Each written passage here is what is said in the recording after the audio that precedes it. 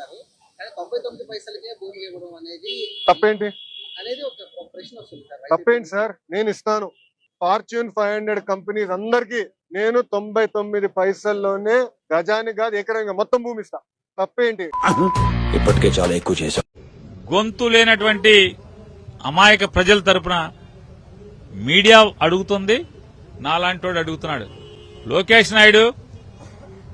నారా లోకేష్ నాయుడు గారు జనం ఆస్తి కాబట్టి పంచుతాను, 50 కోట్ల ఆస్తిని ₹10 పంచి పెడతాను, ఎవడాపుతాడు నన్నని అధికార మదంతో మాట్లాడుతున్నారు కదా. మీ మదమే నిజమైతే, మీ నేచురాలిటీ అయితే, మీ హెరిటేజ్ ఆస్తులను కూడా ఇలా ₹10 పావలాకి పంచి పెడతారా? హెరిటేజ్ లో ఉత్పత్తి అయ్యేటువంటి పాలు, పెరుగు, నెయ్యి, వెన్న, స్వీట్లు, ఐస్ క్రీంలు ఇలా తెగనమ్ముతారా? అమ్మరా?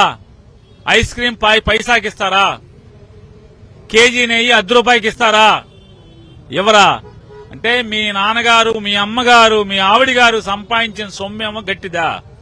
జనం రూపాయి రక్తాన్ని చెమటగా మార్చి ఆ చెమటోడ్చి సంపాదించిన డబ్బులు, పన్నులుగా కట్టిన డబ్బులు మీకు అల్వాలాగా ఉంటుందా? పప్పు బెల్లాల్లాగా పంచి తినేస్తారా మీరందరూ కలిసి? కాబట్టి మదంతో మాట్లాడేప్పుడు బుర్రా నోరుకి కాస్త లింక్ పెట్టుకుని మాట్లాడితే పద్ధతిగా ఉంటుంది. చిన్న వయసులో హోదాలో ఉన్నావు కాబట్టి తగ్గి మాట్లాడితే మంచిదని హెచ్చరిక